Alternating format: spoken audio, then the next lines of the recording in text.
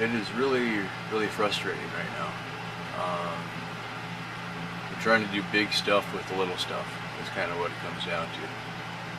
I can't operate the way that I'm used to. I don't have persistent internet. I don't have persistent power. Just something like taking a shower requires me to set up and tear down because I don't want to leave that stuff sitting out in the sun because it'll get killed. For now, I'm kind of playing everything short because, there's things that I just want to do when I'm, like if I build a house, then I'll do it then. So I'm kind of holding off. I could dedicate a couple of weeks probably just to cleaning up the digital mess that I have right now. Maybe that's what I need to do. Come up with a working file system that I can live with, figure out what I have. I've got piles of 250 gigabyte drives. Realistically, there are some things I could put on those. That might make sense. Get my drive index working again so I know what's on everything. Spin up a 250, dump some old stuff on it, leave it there, boom, done, move on to the next thing. That's part of the problem. What I need to be able to do is get everything online at the same time, look at it, see the duplicates. Some of that I did today. I got two drives that got similar content. I copied or moved one into the other, and then when Windows saw duplicates, I just said skip. And then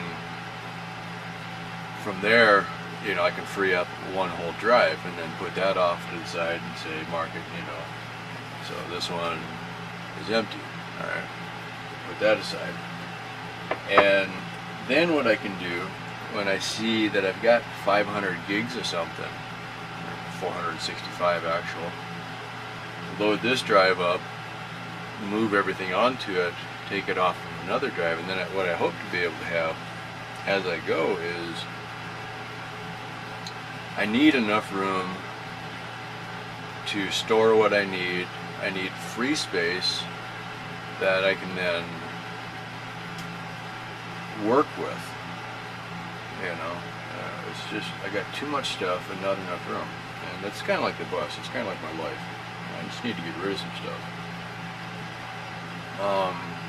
So like for instance, Green Dragon, I got that on its own 500 gig drive, and it's just sitting there. So that's great.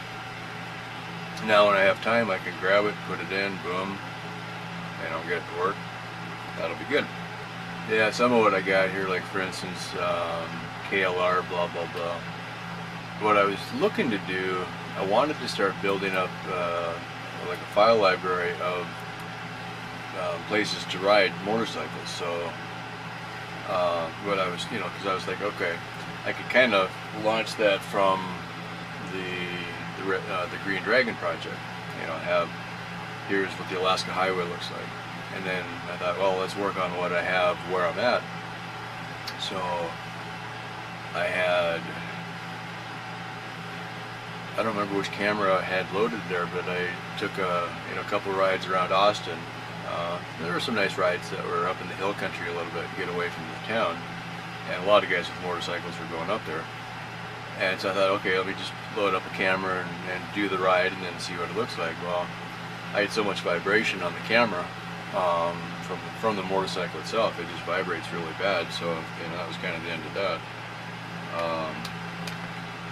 I named this motorcycle, I put the plate on for Ithaka, which was in reference to the Zen Pencils cartoon of Ithaka. Basically, it's not, it's kind of a play on life is about the journey, not the destination. And the thinking is, you take an adventure or a journey not because you can say that you went there, but because of what you have learned by going there. So,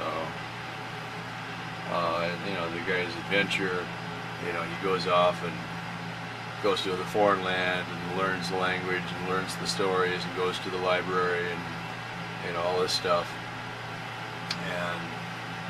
And the very, then he meets the love of his life, and then I can't remember if he comes back or if he settles down where he's at. But then, you know, in his dying moment, he draws a map back to where he was from for his kid, so that they would learn the experiences that, you know, not necessarily his experiences, but by taking the journey the opposite direction, then they would learn from the journey. Yeah, anyway. So, the life of, you know, if you sit still, you don't learn as much. You know, so by going off on the adventure, it's not, you know, you bring back the pictures and so on, but it's what you become by doing the adventure, I guess. No, that's it. You learn, not by learning, but by doing. So anyway, I'm going to go back and look at those and think, okay, that video is just a complete waste. It's not. I'm never going to use it for anything. But I have to look at it again. Is this any good? Okay, no, throw it away. You know, I have no obligation to anybody to save any of this stuff. It's not like anybody, you know, my work videos when I used to do weddings, I'm sure I don't have any of those anymore. But there was a while, well, like the tape.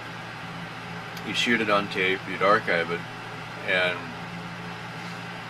you know, 5 years later, the people are probably divorced or whatever, and nobody ever contacted me for reprints or re-edits or anything.